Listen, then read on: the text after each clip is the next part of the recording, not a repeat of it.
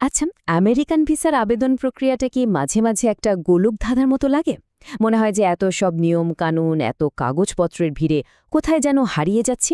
একদম চিন্তা করবেন না, কারণ আজ আমরা ঠিক এটাই দেখতে যাচ্ছি যে কিভাবে আর্টিফিশিয়াল ইন্টেলিজেন্স মানে এআই হয়ে উঠতে পারে একদম পার্সোনাল ভিসা কনসালটেন্টের মতো, আর এই ২০২৬ সালের জটিল রাস্তাকে করে তুলতে পারে অনেক সহজ। তো আর দেরি কেন, চলুন শুরু করা যাক।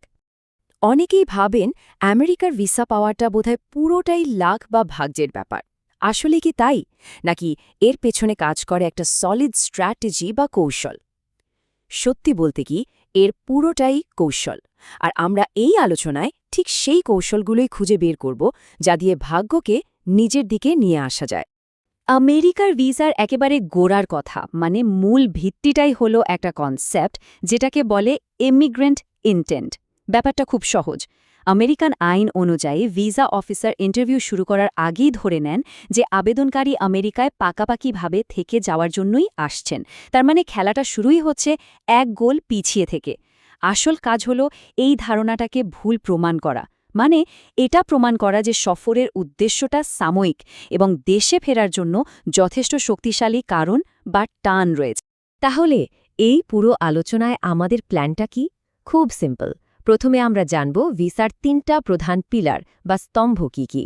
এরপর ধাপে ধাপে দেখব রিসার্চের কাজ থেকে শুরু করে কাগজপত্র তৈরি, এমনকি ইন্টারভিউয়ার প্র্যাকটিসেও এআই কিভাবে একজন পারফেক্ট সঙ্গীর মতো কাজ করতে পারে।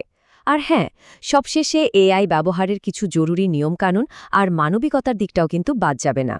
তো চলুন প্রথম সেকশনে যাই। যে কোনো টুল বা টেকনোলজি ব্যবহারের আগে সবচেয়ে জরুরি হল ভিসা অফিসারের মাইন্ডসেটটা বোঝা, মানে তিনি ঠিক কী খোঁজেন। একটা সফল ভিসার আবেদন কিন্তু আসলে ৩টা মজবুত পিলারের ওপর দাঁড়িয়ে থাকে। প্রথম পিলারটা হলো সফরের উদ্দেশ্য, মানে কেন যাওয়া হচ্ছে, পড়াশোনা নাকি ঘুরতে, এটা একদম পরিষ্কার থাকতে হবে। দ্বিতীয় পিলার যোগ্যতা, মানে এই সফরের জন্য প্রয়োজনীয় আর্থিক এবং শিক্ষাগত যোগ্যতা আছে কিনা তার প্রমাণ। আর ৩ নম্বর এবং সম্ভবত সবচেয়ে কঠিন আর গুরুত্বপূর্ণ পিলারটা হলো দেশে ফিরে আসার সলিড প্রমাণ। এটা বিশ্বাস করুন, বেশিরভাগ আবেদন কিন্তু এই ৩ নম্বর পিলারটা দুর্বল হওয়ার কারণেই আটকে যায়। আচ্ছা, পিলারগুলো তো বোঝা গেল। এখন চলুন দেখি এই প্রস্তুতির প্রথম ধাপে, মানে রিসার্চের মতো একটা বিশাল কাজে এআই কিভাবে ম্যাজিকের মতো কয়েক সপ্তাহের কাজকে মাত্র কয়েক মিনিটে নামিয়ে আনতে পারে। একবার ভাবুন তো, আগে কি করতে হতো? ঘন্টার পর ঘন্টা ধরে গুগল সার্চ, একটার পর একটা ওয়েবসাইট দেখা, তারপর সব তথ্য নিয়ে একটা হিজিবিজি এক্সেল শিট বানানো, মানে তথ্যের এক বিশাল জঙ্গল। কিন্তু এখন আর এসবের কিচ্ছু দরকার নেই। শুধু দরকার এআই অ্যাসিস্ট্যান্টকে একটা পরিষ্কার বিস্তারিত নির্দেশ দেয়া, যেটাকে আমরা বলি প্রম্পট। ওই একটা প্রম্পটই কিন্তু পুরো রিসার্চের কাজটা সামলে নেবে। যেমন ধরুন, একজন স্টুডেন্ট ঠিক এইভাবে এআইকে একটা প্রম্পট দিতে পারেন।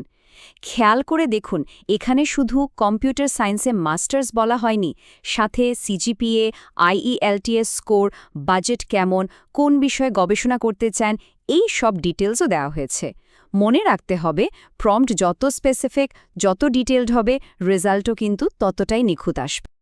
আর এর রেজাল্ট এক কথায় অসাধারণ। দেখুন, এআই সাথে সাথে কি সুন্দর একটা গোছানোর টেবিল তৈরি করে দিয়েছে। কোন ইউনিভার্সিটি টিউশন ফি কেমন, স্কলারশিপের সুযোগ কি, ডেডলাইন কবে, সব কিছু চোখের সামনে এক জায়গায়। যেই কাজটা করতে আগে হয়তো ১ মাসও লেগে যেত, সেটাই এখন হয়ে গেল মাত্র ১০ মিনিটের ব্যাপার। তো রিসার্চের ধাপটা তো এআই খুব সহজ করে দিল। এরপর আসে ডকুমেন্ট তৈরির পালা। আর এখানেই একটা গোল্ডেন রুল আছে, যেটা মনে রাখা খুব জরুরি। এআইকে কখনোই নিজের লেখক ভাবা যাবে না, তাকে ভাবতে হবে একজন পার্সোনাল এডিটর বা সম্পাদকের মতো। এই ছোট্ট একটা মাইন্ডসেট চেঞ্জে কিন্তু পুরো খেলাটা ঘুরিয়ে দিতে পারে। একটা বড়সড় ওয়ার্নিং বা সতর্কতা কিন্তু এখানে আছে। ভিসা অফিসাররা কিন্তু এখন বেশ সহজেই এআই দিয়ে লেখা জেনেরিক রচনা ধরে ফেলতে পারেন। তাই স্টেটমেন্ট অফ পারপাস বা এসওপির মতো এত গুরুত্বপূর্ণ একটা ডকুমেন্ট শুধু এআইকে দিয়ে লিখিয়ে কপি পেস্ট করার কথা ভুলেও ভাবা যাবে না। এটা করলে আবেদন তো ঝুঁকিতে পড়বেই, সাথে সততা নিয়েও প্রশ্ন উঠবে। তাহলে উপায় কি? উপায়টা হলো ইন্টারভিউ মেথড। এটা ৩টা সহজ ধাপে কাজ করে। স্টেপ 1, এআইকে বলুন একজন ইন্টারভিউয়ারের মতো আপনার জীবনের গল্প, আপনার লক্ষ্য নিয়ে আপনাকে প্রশ্ন করতে। এই প্রশ্ন উত্তর থেকেই একটা ইউনিক আউটলাইন তৈরি হয়ে যাবে। স্টেপ 2, এবার সেই আউটলাইনের ওপর ভিত্তি করে নিজের ভাষায় পুরো ড্রাফটটা লিখুন। লেখা শেষ হলে এআইকে দিন গ্রামার আর টোন ঠিক করতে, কিন্তু বলে দিন লেখার আসল ভয়েস বা নিজস্বতা যেন নষ্ট না হয়। আর স্টেপ 3, সবশেষে এআইকে জিজ্ঞেস করুন লেখাটা কি খুব গতানুগতিক বা ক্লিশে শোনাচ্ছে, এটাকে আরও পার্সোনাল টাচ দেওয়া যায় কিভাবে। আর হ্যাঁ, শুধু এসওপি নয়, আবেদনের সবচেয়ে ইম্পর্টেন্ট ফর্ম মানে DS-160 ফর্মের অনেক আইনি মারপ্যাচ বা কঠিন প্রশ্ন বুঝতেও কিন্তু এআই দারুণ সাহায্য করতে পারে। মনে রাখতে হবে এই ফর্মে একটা ছোট্ট ভুলও কিন্তু ভিসা রিজেক্ট হওয়ার কারণ হয়ে দাঁড়াতে পারে। ব্যাস, রিসার্চ হলো, ডকুমেন্টও রেডি। এবার আসে সবচেয়ে টেনশনের মুহূর্তটা, সেই ফাইনাল 2 মিনিটের ইন্টারভিউ। আর এই মোস্ট ক্রুশিয়াল সময়ের জন্য কনফিডেন্স বিল্ড আপ করতে এআই কিন্তু হয়ে উঠতে পারে আপনার বেস্ট মক ইন্টারভিউ পার্টনার। কিভাবে? খুব সহজ। চ্যাটবটকে শুধু এই প্রম্পটটা দিতে হবে। এই নির্দেশটা দেওয়ার সাথে সাথেই দেখবেন এআই একজন স্ট্রিক্ট আমেরিকান ভিসা অফিসারের রোল প্লে করা শুরু করবে। সে একটার পর একটা কঠিন প্রশ্ন করবে, আপনার উত্তরের জন্য অপেক্ষা করবে, আর তারপর সেই উত্তরের ওপর ভিত্তি করে একদম পয়েন্ট বাই পয়েন্ট ফিডব্যাক দেবে।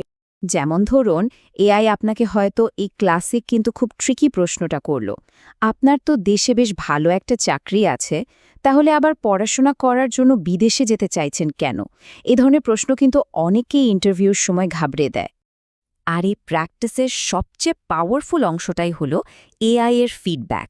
সে হয়তো বলতে পারে, আপনার উত্তরটা খুব বেশি জেনারেল হয়ে গেল, শুধু ইউনিভার্সিটির র্যাঙ্কিংয়ের কথা না বলে বরং নির্দিষ্ট কোনো প্রফেসরের রিসার্চের কথা বলুন, বা এমন কোনো ইউনিক কোর্সের কথা বলুন যেটা শুধু ওই ইউনিভার্সিটিতেই পাওয়া যায়। এই ধরনের শার্প আর স্পেসিফিক ফিডব্যাকই কিন্তু একটা সাধারণ উত্তরকে অসাধারণ বানিয়ে দেয়। এটা তো পরিষ্কার যে এআই একটা অসম্ভব শক্তিশালী টুল, কিন্তু যে কোনো শক্তিশালী টুলের মতোই এর দায়িত্বশীল ব্যবহার নিশ্চিত করাটাও খুব জরুরি। তো চলুন এবার এআই ব্যবহারের এমন কিছু নিয়ম দেখে নিই যা কখনোই ভাঙা উচিত নয়। নিয়ম নম্বর 1, কখনোই কোনো অবস্থাতেই মিথ্যা তথ্য তৈরি করতে এআই ব্যবহার করবেন না। যেমন ধরুন নকল ব্যাংক স্টেটমেন্ট বা ফেক এক্সপিরিয়েন্স লেটার। এগুলো ধরা পড়ার সম্ভাবনা 100 ভাগ, আর এর শাস্তি হতে পারে সারা জীবনের জন্য ভিসা ব্যান। নিয়ম নম্বর 2, এআই যে তথ্যই দিক না কেন সেটা সবসময় অফিসিয়াল ওয়েবসাইট থেকে ক্রস চেক করে নেবেন, কারণ এআই মাঝে মাঝে ভুল বা পুরনো তথ্যও দিতে পারে। আর সবশেষ নিয়ম নম্বর 3, নিজের সেন্সিটিভ পার্সোনাল ডেটা যেমন পাসপোর্ট নাম্বার বা ব্যাঙ্ক অ্যাকাউন্ট ডিটেলস কখনোই সরাসরি কোনো চ্যাটবোটে ইনপুট করবেন না। তাহলে সব আলোচনার শেষে আমরা কোথায় এসে দাঁড়ালাম? টেকনোলজি আর হিউম্যানিটি মানে প্রযুক্তি আর মানবিকতার এই মেলবন্ধনটা আসলে আমাদের কি শেখায়? একদম সহজ কথায়, এআই আপনার প্রস্তুতিকে পারফেক্ট করতে পারে, আপনার সময় বাঁচাতে পারে, আপনার লেখার মানকে আরও ভালো করতে পারে, কিন্তু এটা কখনোই আপনার আসল ব্যক্তিত্ব, আপনার সততা আর আপনার আন্তরিকতার বিকল্প হতে পারে না। কারণ দিন শেষে ইন্টারভিউয়ের জানালার ওপাশে কিন্তু কোনো মেশিন নয়, একজন মানুষ বসে আছেন, যিনি আপনার চোখের দিকে তাকিয়ে আপনার ভেতরের সততাটাকেই খোঁজার চেষ্টা করবেন।